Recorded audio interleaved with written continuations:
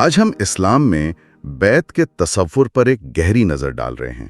یہ ایک ایسا لفظ اور عمل ہے جس کی جڑیں قرآن کریم اور پیغمبر اسلام صلی اللہ علیہ وسلم کی زندگی میں بہت گہرائی تک ہیں۔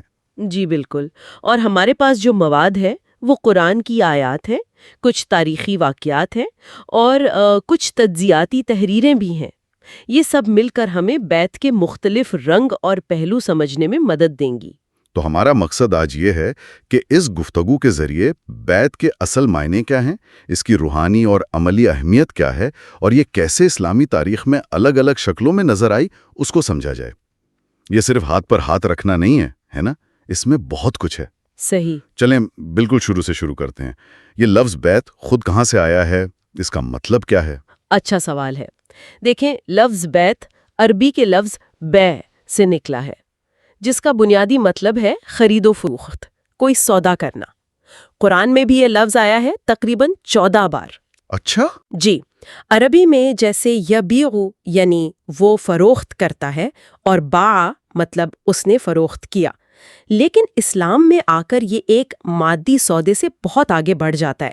یہ ایک روحانی عہد بن جاتا ہے، ایک وعدہ، ایک معاہدہ۔ اچھا۔ ہاں، جو کسی رہنما جیسے نبی یا امام اور ان کے پیروکاروں کے درمیان ہوتا ہے۔ تو ایک طرح سے یہ روح کا سودا ہے۔ خرید و فروخت کا تصور ایک گہرے روحانی عہد میں بدل گیا۔ یہ واقعی میں غور طلب بات ہے۔ کیا قرآن میں اس مطلب کو سمجھانے کے لیے دوسرے الفاظ بھی ہیں تاکہ ذرا وسیع تناظر میں دیکھ سکیں؟ جی ہاں، بالکل ہے۔ قرآن العہد کا لفظ استعمال کرتا ہے، یعنی عہد یا وعدہ، جیسے سورۃ الرعد میں ہے، اور المیثاق کا لفظ بھی ہے جس کا مطلب ہے پختہ عہد یا معاہدہ۔ یہ سورۃ الاحزاب اور سورۃ المائدہ میں ملتا ہے۔ العہد اور المیثاق۔ جی، یہ سب الفاظ مل کر ایک ہی طرف اشارہ کر رہے ہیں، اللہ اور بندے کے بیچ، یا پھر بندوں کا اللہ کے نمائندے کے ذریعے اللہ سے کیا گیا ایک بہت سنجیدہ پابند کرنے والا وعدہ۔ اور جب کوئی بیعت کرتا ہے تو ایک طرح سے وہ اللہ کی طرف سے حفاظت اور اجر کی، آپ کہہ لیں، ضمانت بھی پا رہا ہوتا ہے۔ تو آئیے دیکھتے ہیں کہ قرآن خود اس بیعت کے معنی کو کیسے واضح کرتا ہے۔ سب سے مشہور مثال جو ذہن میں آتی ہے وہ سورۃ الفتح کی آیت 10 ہے نا؟ جی بالکل۔ ان اللہ یبایعونک انما یبایعون اللہ، یعنی بے شک جو لوگ آپ سے بیعت کرتے ہیں وہ حقیقت میں اللہ ہی سے بیعت کرتے ہیں۔ ہاں، یہ تو بالکل حسین بات ہے۔ ید اللہ فوق ایدیہم، اللہ کا ہاتھ ان کے ہاتھوں پر ہے۔ یہی یہ جملہ ید اللہ فوق ایدیہم، اللہ کا ہاتھ ان کے ہاتھوں پر ہے، یہ کوئی مطلب فزیکل ہاتھ نہیں ہے، یہ ایک اتنا گہرا روحانی استعارہ ہے۔ علیہ اللہ فسیؤتیہ اجرا عظیما، یعنی جو عہد توڑے گا وہ اپنا ہی نقصان کرے گا، اور جو نبھائے گا اسے بہت بڑا اجر ملے گا۔ جی، تو اس کی سنجیدگی بالکل واضح ہے، یہ کوئی معمولی وعدہ نہیں ہے۔ اچھا، اور اسی سورۃ الفتح میں ہی آیت 18 میں ایک اور خاص بیعت کا ذکر ہے، بیعت الرضوان۔ ہاں، بیعت الرضوان۔ آیت کہتی ہے لَقَدْ رَضِيَ اللَّهُ عَنِ الْمُؤْمِنِينَ إِذْ يُبَايِعُونَكَ تَحْتَ الشَّجَرَةِ، بے شک اللہ مومنوں سے راضی ہو گیا جب وہ درخت کے نیچے آپ سے بیعت کر رہے تھے۔ یہ حدیبیہ والا واقعہ ہے، ٹھیک؟ وہ بڑا نازک موقع تھا۔ جی بالکل وہی، صلح حدیبیہ کے وقت۔ رضوان کا مطلب ہی اللہ کی خوشنودی ہے۔ اللہ خود فرما رہے ہیں کہ وہ ان صحابہ سے راضی ہو گئے، واو، جنہوں نے اس مشکل وقت میں ایک درخت کے نیچے نبی اکرم صلی اللہ علیہ وسلم کے ہاتھ پر ثابت قدمی کا عہد کیا۔ اسی لیے انہیں اصحاب الشجرہ بھی کہتے ہیں، یعنی درخت والے ساتھی۔ اصحاب الشجرہ۔ اور آیت آگے بتاتی ہے فَعَلِمَ مَا فِي قُلُوبِهِمْ فَأَنزَلَ السَّكِينَةَ عَلَيْهِمْ وَأَثَابَهُمْ فَتْحًا قَرِيبًا، اللہ نے جان لیا جو ان کے دلوں میں تھا تو ان پر سکینت یعنی اطمینان اتارا، اور انعام میں کیا دیا؟ فتح قریب، یعنی جلد آنے والی فتح کی خوشخبری۔ تو یہ بیعت ایک طرح کا ٹرننگ پوائنٹ ثابت ہوئی۔ بالکل۔ ایک اور اہم بات یہ ہے کہ یہ بیعت صرف مردوں تک محدود نہیں تھی، قرآن نے عورتوں کی بیعت کا بھی ذکر کیا ہے، بلکہ اس کی شرائط بھی بتائی ہیں۔ سورۃ الممتحنہ کی آیت 12۔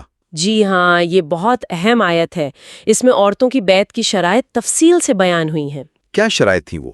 آیت کہتی ہے یا ایھا النبی اذا جاءک المؤمنات یبایعنک علی الا یشرکن باللہ شیئا کہ اے نبی جب آپ کے پاس مومن عورتیں آئیں بیعت کرنے تو اس بات پر بیعت لیں کہ وہ اللہ کے ساتھ کسی کو شریک نہیں ٹھہرائیں گی.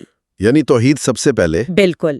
پھر آگے ہے ولا یسرقن ولا یزنین ولا یقتلن اولادہن کہ چوری نہیں کریں گی، زنا نہیں کریں گی، اپنی اولاد کو قتل نہیں کریں گی. یہ ایک پرانی بری رسم تھی عرب میں. ہاں سنا ہے. ولا یأتین ببہتان یفترینہ بین ایدیہن وارجلہن اور نہ ہی کوئی بہتان لگائیں گی جو وہ خود گھڑ لیں. اور آخر میں ولا یعصینک فی معروف کہ کسی بھی نیک کام میں آپ کی نافرمانی نہیں کریں گی. یہ تو بہت جامع شرائط ہیں. مطلب بنیادی عقیدہ، بڑے اخلاقی گناہ اور پھر عمومی طور پر نیکی میں اطاعت. یہ تو ایک پورا ضابطۂ حیات اپنانے کا عہد ہو گیا. بالکل. یہ صرف سیاسی وفاداری نہیں تھی، یہ ایک مکمل کمٹمنٹ تھی. اور پھر اللہ تعالیٰ نبی اکرم صلی اللہ علیہ وسلم کو حکم دے رہے ہیں کہ فبایعہن واستغفر لہم اللہ، یعنی آپ ان کی بیعت قبول کریں اور ان کے لیے اللہ سے مغفرت طلب کریں.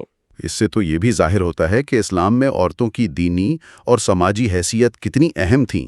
ان کا عہد بھی اتنا ہی معتبر تھا. بلا شبہ وہ معاشرے کا فعال حصہ تھیں. تو یہ تو ہو گئی قرآن کی بنیاد. اب ذرا تاریخ میں دیکھتے ہیں. یہ بیعت عملی طور پر کیسی نظر آتی ہے؟ کون سے اہم واقعات ہیں جہاں بیعت کا ذکر ملتا ہے؟ تاریخ میں کئی اہم مثالیں ہیں. ایک تو بہت شروع کی ہے، بیعت عقبہ. اچھا، وہ کون سی تھی؟ یہ ہجرت مدینہ سے پہلے مکہ میں ہوئی تھی. مدینہ سے، جو اس وقت یثرب کہلاتا تھا، کچھ لوگ حج پر آئے تو دو مختلف موقعوں پر منا کی ایک گھاٹی جسے عقبہ کہتے ہیں، وہاں انہوں نے خفیہ طور پر نبی اکرم صلی اللہ علیہ وسلم کے ہاتھ پر اسلام قبول کیا اور آپ کی حفاظت کا عہد لیا. اوہ، تو یہ ہجرت کی بنیاد بنی؟ جی، اسی بیعت نے ہجرت کے لیے راستہ ہموار کیا. پھر مدینہ پہنچنے کے بعد وہاں کی انصار خواتین نے بھی بیعت کی.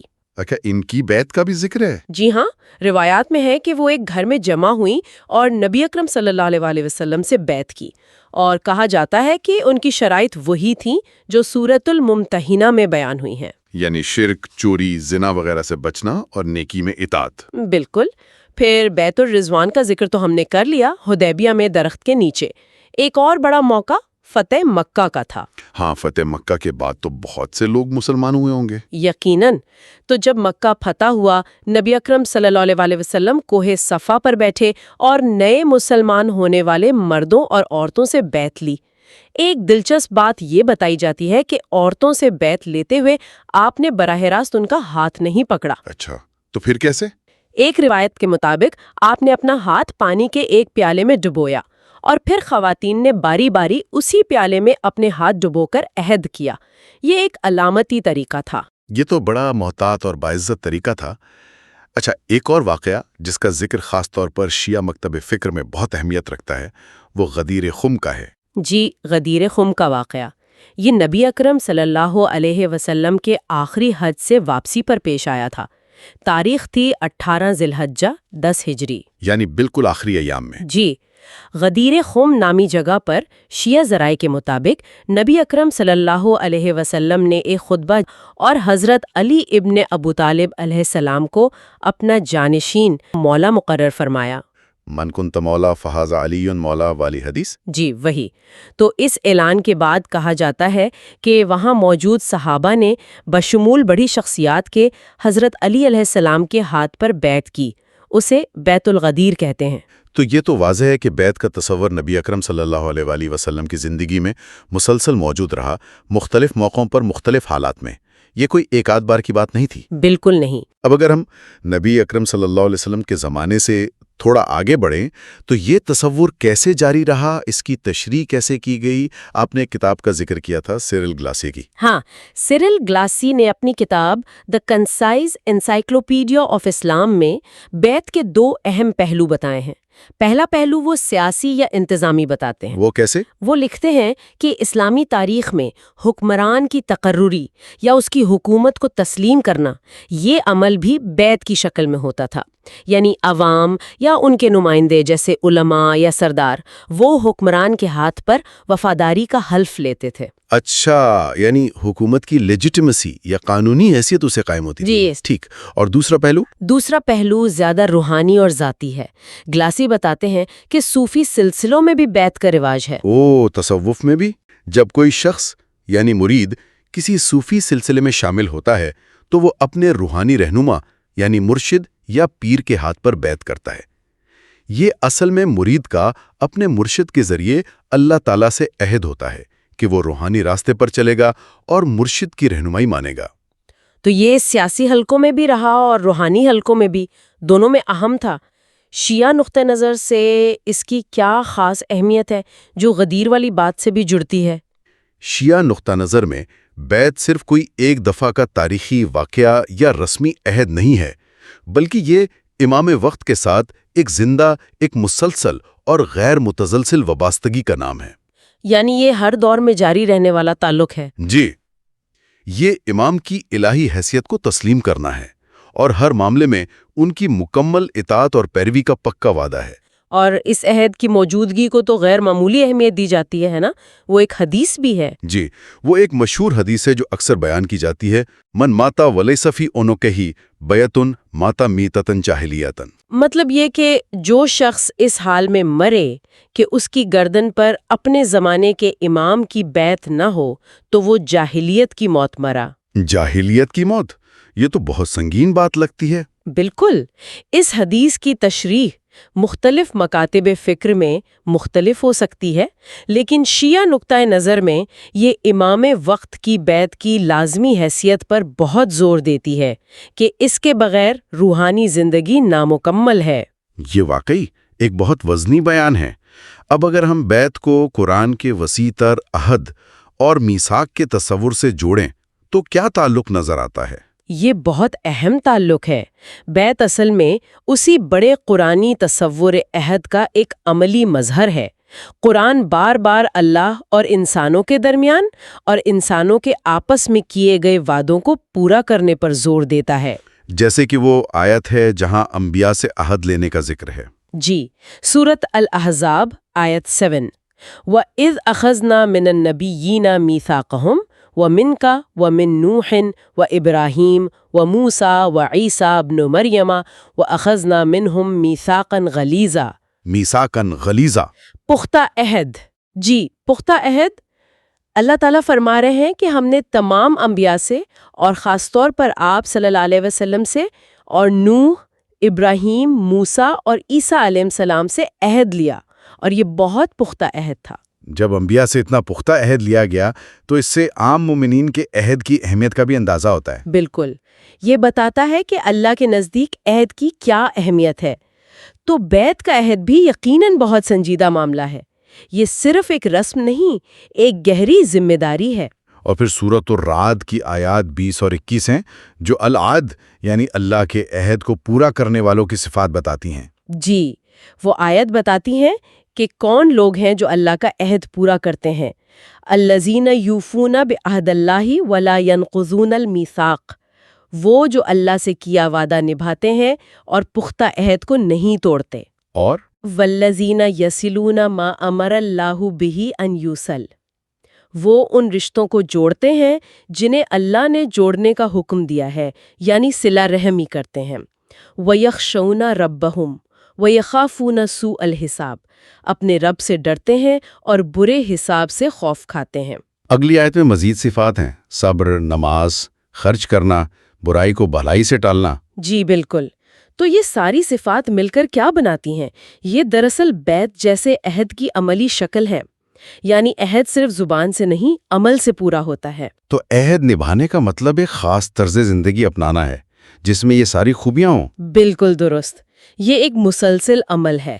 اب ہم آتے ہیں اس عہد سے جڑی ذاتی ذمہ داری کی طرف۔ ایک متن ہے کتاب الحائمہ، اس میں اس بارے میں کیا نصیحت ملتی ہے؟ کتاب الحما میں پیروکاروں کو آپ کہہ لیں یاد دہانی کرائی جاتی ہے کہ بھائی آپ کو وہ عہد و پیمان ہمیشہ یاد رکھنا ہے جو آپ نے امام کے ساتھ کیا ہے، اور خاص طور پر وہ شرائط یاد رکھنی ہے جنہیں پورا کرنے کی آپ نے ذمہ داری لی ہے۔ انہیں بھولنا نہیں ہے؟ جی بالکل نہیں، اور اگر انسان ہونے کے ناطے بھول چوک ہو جائے، اگر کوئی ان شرائط کو انجانے میں نظر انداز کر دے یا بھول جائے یا شاید اتنا سنجیدہ نہ لے جتنا وہ ہیں، تو اس صورت میں کیا کرنا ہے؟ ہاں، یہ اہم سوال ہے۔ تو نصیحت بہت واضح اور عملی ہے۔ کہا گیا ہے کہ جیسے ہی اپنی غلطی کا، کوتاہی کا یا بھول کا احساس ہو، فوراً توبہ کرنی چاہیے۔ فوراً؟ جی، اور صرف توبہ نہیں بلکہ جو عمل چھوٹ گیا ہے یا جس شرط کی خلاف ورزی ہوئی ہے اسے پورا کرنے کی کوشش کرنی چاہیے۔